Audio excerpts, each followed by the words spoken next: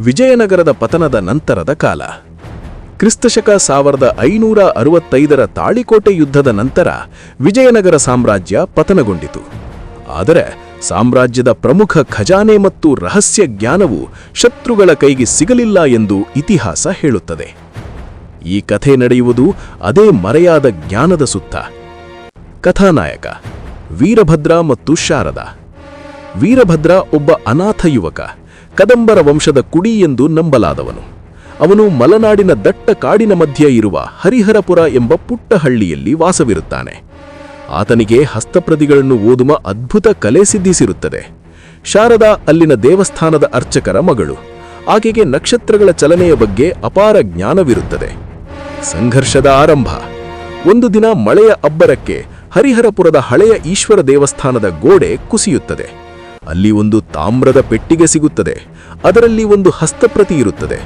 ಅದು ಸಾಮಾನ್ಯ ಹಸ್ತಪ್ರತಿಯಲ್ಲ, ಅದು ಆಕಾಶ ಭೈರವ ಕಲ್ಪ ಎಂಬ ನಿಗೂಢ ಗ್ರಂಥ. ಈ ಗ್ರಂಥದಲ್ಲಿ ಭೂಮಿಯ ಅಡಿಯಲ್ಲಿ ಅಡಗಿರುವ ಸಂರಕ್ಷಣಾ ಯಂತ್ರಗಳ ಬಗ್ಗೆ ಉಲ್ಲೇಖವಿರುತ್ತದೆ. ರಹಸ್ಯದ ಹಾದಿ. ಈ ಹಸ್ತಪ್ರತಿಯನ್ನು ಪಡೆಯಲು ವಿದೇಶಿ ಆಕ್ರಮಣಕಾರರ ಗುಂಪು ಹಳ್ಳಿಗೆ ಬರುತ್ತದೆ. ವೀರಭದ್ರ ಮತ್ತು ಶಾರದಾ ಆ ಹಸ್ತಪ್ರತಿಯನ್ನು ಉಳಿಸಿಕೊಳ್ಳಲು ಕಾಡಿನ ಹಾದಿಯಲ್ಲಿ ಪ್ರಯಾಣ ಬೆಳೆಸುತ್ತಾರೆ. ಅವರ ಪ್ರಯಾಣವು ಹಂಪಿ, ಬನವಾಸಿ ಮತ್ತು ಶೃಂಗೇರಿಯ ದಟ್ಟಾರಣ್ಯಗಳ ಮೂಲಕ ಸಾಗುತ್ತದೆ.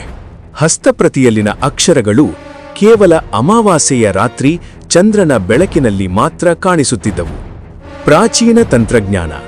ಭಾರತೀಯ ಸಂಸ್ಕೃತಿಯಲ್ಲಿ ಅಡಗಿದ್ದ ಶಿಲ್ಪಕಲೆ ಮತ್ತು ವಿಜ್ಞಾನದ ಸಮಾಗಮವನ್ನು ಇಲ್ಲಿ ವಿವರಿಸಲಾಗಿದೆ.